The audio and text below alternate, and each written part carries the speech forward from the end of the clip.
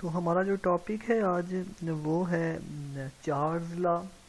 तो 1787 में हमारे पास एक साइंटिस्ट था चार्ल्स। उसने वॉल्यूम ऑफ गैस और टेम्परेचर को स्टडी किया, तो उसने लॉ दिया, उसको स्टडी करेंगे। ठीक है, सबसे पहले देखते हैं हम कि ये लॉ क्या कहता है हमारे पास। अकॉर्डिंग टू दिस लॉ के जो हमारे पास वॉल्यूम है किसी भी गैस का वो डायरेक्टली प्रोपोर्शन होता है टेम्परेचर के। जब हम नंबर ऑफ मोल और प्रेशर जो है वो कांस्टेंट रखें, तो जो number at constant pressure and जो constant number of moles the volume of a gas is directly proportion to absolute temperature. Absolute temperature का मतलब है केल्विन स्केल में टेम्परेचर। वो कैसे होता है आगे बताएंगे। तो सिंपल बात ये है कि जो वॉल्यूम ऑफ अ गैस है वो डायरेक्टली प्रोपोर्शन है किसके, टेम्परेचर के। जब नंबर ऑफ मोल और नंबर ऑफ जो प्रेशर है वो क्या रखा जाए, कांस्टेंट रखा जाए। ठीक है जी। अब हम देखते हैं कि ये इसकी मैथमेटिकल डेरिवेशन कर लेते हैं। वॉल्यूम जो है डायरेक्टली प्रोपोर्शनल है टेम्परेचर के। प्रोपोर्शनलिटी ख़त्म करने के लिए हम कांस्टेंट लगाते हैं, तो इज इक्वल टू लगवाया कांस्टेंट, उसकी जगह के लगाया और साथ टी। अब ये कांस्टेंट है, इसके जो के है किसके बराबर होगा, वी और टी इज इक्वल टू किसके बराबर आ जाएगा जी, हमारे पास के। ठीक है जी। अब ये के की वैल्यू कांस्टेंट होती है। ठीक है, और जो टेम्परेचर है हमारे पास वो किस में होना चाहिए, एब्सोल्यूट स्केल या केल्विन स्केल। ठीक है, एब्सोल्यूट स्केल को केल्विन स्केल कहते हैं। तो अब हमारे पास हम जो है वो इसको एक और तरह से भी लिख सकते हैं। किस तरह, अगर हमारे पास हो V1 T1, मतलब गैस जो है वो वॉल्यूम 1 हो किसी भी गैस का V1 पे और T1 टेम्परेचर हो। ठीक है, इसी तरह एक वो उसी गैस का एक और टेम्परेचर पे और वॉल्यूम पे, क्योंकि डायरेक्टली प्रोपोर्शन है, एक के बढ़ने से दूसरा बढ़ेगा तो के। अब इक्वेशन की राइट या लेफ्ट साइड बराबर हो तो दूसरी साइड भी बराबर होती है, तो हम लिख सकते हैं V1 T1। हम इसको क्या लिख सकते हैं कि हमारे पास क्या बराबर होगा, कि हमारे पास हम लिख सकते हैं V1 और T1 जो है वो बराबर होंगे किसके, V2 और T2 के। ठीक है जी।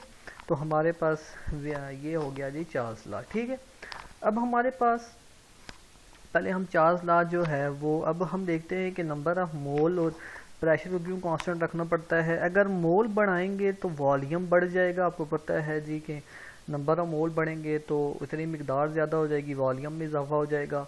और प्रेशर बढ़ाएंगे या कम करेंगे फिर भी वॉल्यूम पे असर पड़ेगा। इसलिए हमने क्या रखना है, प्रेशर और नंबर ऑफ मोल क्या रखने हैं, कांस्टेंट रखने हैं। ठीक है जी। अब हम इसकी देख लेते हैं ग्राफिकल कैसे ग्राफिकल रिप्रेजेंटेशन होती है इसकी हमारे चार्ल्स लॉ की। ये हमने ग्राफ बनाया। ठीक है, टेम्परेचर रखा एक्स एक्सिस पे, वॉल्यूम रखा वाई एक्सिस पे। ठीक है, सपोज करें ये हमारे पास जी वॉल्यूम 10 है, 20 फिर 30 फिर 40। ठीक है, इसी तरह टेम्परेचर भी हम कहते हैं जी 10, बल्कि केल्विन स्केल जो है वो उसमें रखना है। तो चलो हम सपोज कर लेते हैं इसको 200 कर लेते हैं। ठीक है,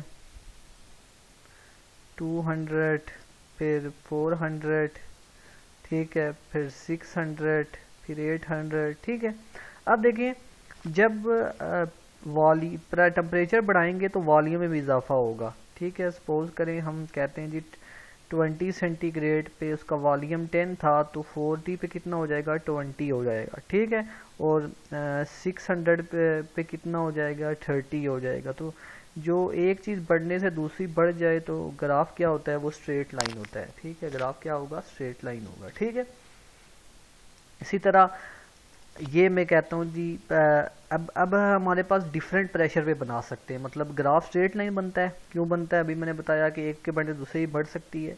तो हम इसको अगर ये एक और मैं बना रहा हूँ, ग्राफ स्ट्रेट लाइन है, ये भी लाइन थोड़ी डिस्टर्ब है, वो क्यों बता रहा हूँ आपको। अगर देखें मैं कह रहा हूँ जी इस वक्त प्रेशर जो है ये P1 ATM था। ठीक है, डिफरेंट प्रेशर पे बना रहे हैं हम। ठीक है जी। अब प्रेशर बढ़ाने से क्या होगा, वॉल्यूम कम हो जाएगा, ठीक है। वॉल्यूम कम होगा तो अभी अगर 40 है तो आगे वॉल्यूम जो है अब कितना हो जाएगा, ये 40 पे है तो 35 हो जाएगा। तो अगर प्रेशर जूं जूं बढ़ाओगे तो आपने टेम्परेचर कांस्टेंट रखा हुआ है लेकिन वॉल्यूम में क्या हो जाएगा, जो है वो वॉल्यूम डिस्टर्ब हो जाएगा, ठीक है। जिसकी वजह से हमारे पास क्या होगा, हमारे पास जो है वो टेम्परेचर जब बढ़ेगा तो हमारे पास वॉल्यूम भी बढ़ेगा, लेकिन प्रेशर बढ़ाएंगे तो वॉल्यूम क्या हो जाएगा, कम हो जाएगा। इसी तरह ये हमारे पास किस पे आ जाएगा प्रेशर, हम कहते हैं जी ये हमारे पास आ गया 5 atm पे, या जिस जो भी आप कर लें, जिस जो टेम्परेचर बढ़ाएंगे वॉल्यूम क्या होता जाएगा, कम हो जाए। अब देखें आहिस्ता आहिस्ता कम हो रहा है, लेकिन ग्राफ स्ट्रेट लाइन है क्योंकि हमारे पास जो है वो एक चीज़ बढ़ने से दूसरी बढ़ रही है, लेकिन वह सिर्फ जो है प्रेशर का इफेक्ट होता है। प्रेशर अगर बढ़ा देंगे तो वॉल्यूम क्या हो जाएगा, कम हो जाएगा, ठीक है। अब इसकी एक और हमारे पास रिप्रेजेंटेशन है, किस तरह हमारे पास के हम इसको एक और तरह से भी डिफाइन करते हैं चार्ल्स लॉ को, और डेरिवेशन है, हम critical form of Charles law भी कहते हैं उसे, ठीक है। किस तरह कि देखें कांस्टेंट प्रेशर भी कांस्टेंट, ठीक है, और वॉल्यूम भी कांस्टेंट, ठीक है। दोनों क्या हैं जी, कांस्टेंट है, मतलब बढ़ नहीं रहे, ठीक है। तो हमारे पास जो वॉल्यूम ऑफ अ गैस है, कोई भी आइडियल गैस, जो आइडियल गैस वो होती है जिसमें फोर्स ऑफ अट्रैक्शन ना हो, ठीक है।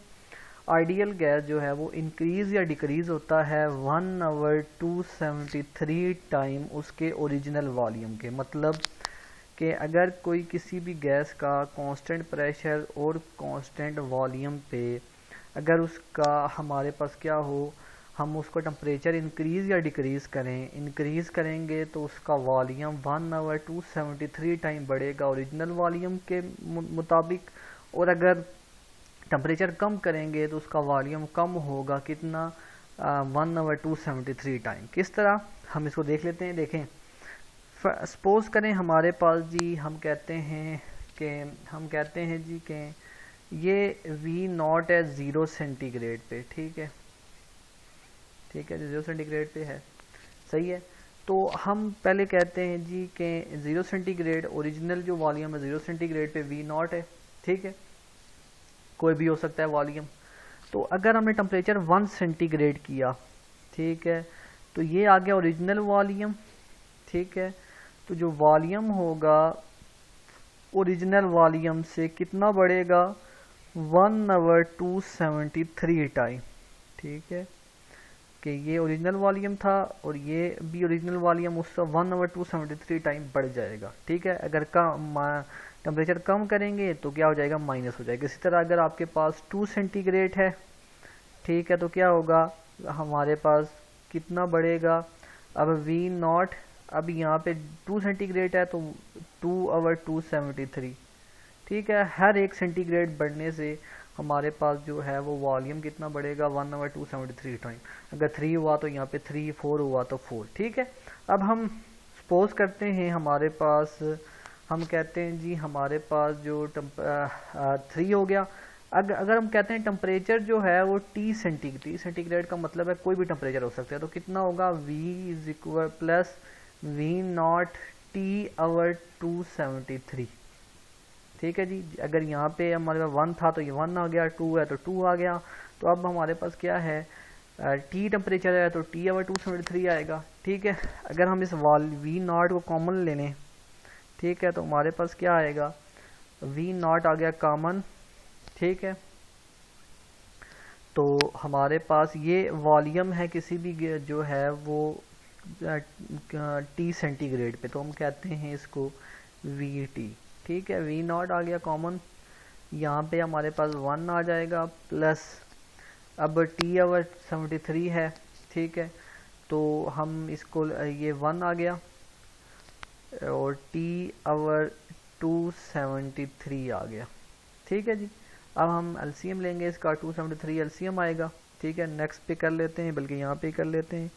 हमारे पास जो वॉल्यूम है टेम्परेचर T आएगा वो आएगा V0, ठीक है। अब एलसीएम लेंगे तो क्या आएगा, 273, ठीक है, 273 आ गया। अब यहाँ पे सपोज कुछ नहीं है, 1 का टेबल 273 पे 273 दफ़ा, तो 1 को 273 से मल्टीप्लाई करेंगे तो क्या आएगा 273 प्लस क्या आ जाएगा हमारे पास टी। ठीक है जी, 273 प्लस हमारे पास क्या आ गया, टी आ गया। तो हम लिख सकते हैं इसको, हमारे पास V naught is equal to हमारे पास आ गया, सॉरी वी नॉट नहीं है, वी टी है किसी भी टेम्परेचर पे, तो वी नॉट, अब देखें 273 भी टेम्परेचर है, ये टी भी टेम्परेचर है। ठीक है, तो हम इसको लिख लेते हैं एक ही दफ़ा टी मतलब लार्ज कैपिटल में। ठीक है, और क्या आ गया 273, मतलब हमने जो हमारे पास था 273 प्लस टी को हमने किसके बराबर रख लिया, टी के। ठीक है, तो अब हमारे पास देखें, अब इसको हम, तो ये हमने लिख लिया। अब जो हमारे पास वी नॉट जो है वो भी चूँकि हमारे पास कांस्टेंट वैल्यू है, वह किसी भी 0 सेंटीग्रेड पे क्या वॉल्यूम होता है। ठीक है, और जो हमारे पास 273 है वो भी कांस्टेंट है, तो इसका मतलब है जो वी टी है वो डायरेक्टली प्रोपोर्शनल होगा टेम्परेचर के। तो ये भी हमारे पास हमने क्रिटिकल फॉर्म ड्राइव कर ली कि इसकी चार्ज ला के। ठीक है, तो अब हमारे पास जो टेम्परेचर, हम इसीलिए क्या करते हैं हम के जो टेम्परेचर जो है ये टी है, लार्ज एब्सोलूट टेम्परेचर से कहते हैं। एब्सोलूट स्केल क्या होता है हमारे पास, वो है केल्विन स्केल। ठीक है, केल्विन स्केल जो है उसको एब्सोलूट स्केल कहते हैं। ठीक है, वो कैसे हम करते हैं, जो है वो जो आपके पास केल्विन स्केल है, ये एफर्ट्स करो आपने कोई वैल्यू केल्विन में चेंज करनी है 20 सेंटीग्रेड।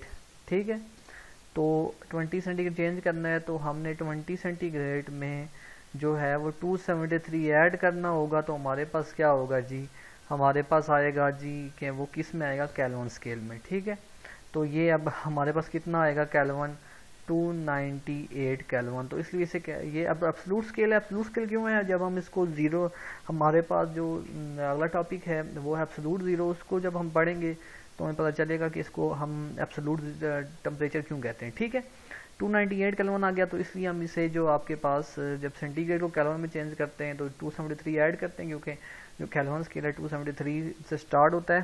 ठीक है, तो इसलिए हम क्या करते हैं 298 केल्विन लिख लेते हैं। तो जो चार्ल्स लॉ वो अप्लाई होता है सिर्फ और सिर्फ कब, जब आपके पास टेम्परेचर किस में हो, आपके पास केल्विन स्केल में हो। ठीक है, नेक्स्ट चलते हैं हम, जो है वो हमारे पास है एब्सोल्यूट ज़ीरो। ठीक है, एब्सोल्यूट ज़ीरो,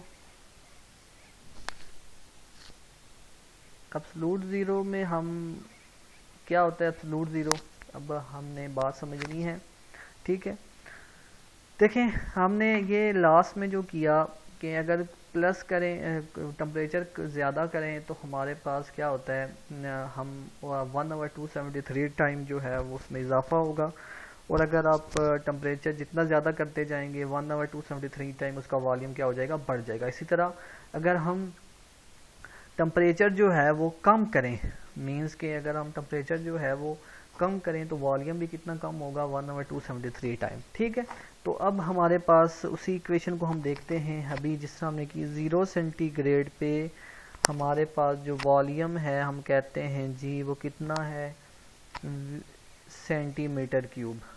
ठीक है जी, सही है। अब हम नेक्स्ट कर लेते हैं, तो हमने आगे किया था कि 1 सेंटीग्रेड अगर बढ़ाएंगे तो वॉल्यूम कितना होगा, V into plus V naught 1/273 time, ऐसा ही था। ठीक है, अगर 2 हुआ तो 2 से 273 आ जाएगा। अब हमने वॉल्यूम अगर कम करें, मतलब हम कहते हैं -1 सेंटीग्रेड है, तो फिर कितना होगा, ओरिजिनल 0 सेंटीग्रेड पे यहाँ पे माइनस लिखना पड़ेगा कि वॉल्यूम कम होगा, इतना ही कम होगा, मतलब 1/273 टाइम किसके, ओरिजिनल वॉल्यूम के। ठीक है, अगर यहाँ पे हुआ -2 सेंटीग्रेड तो कितना होगा, V नॉट -2/273 और साथ क्या आएगा, वॉल्यूम।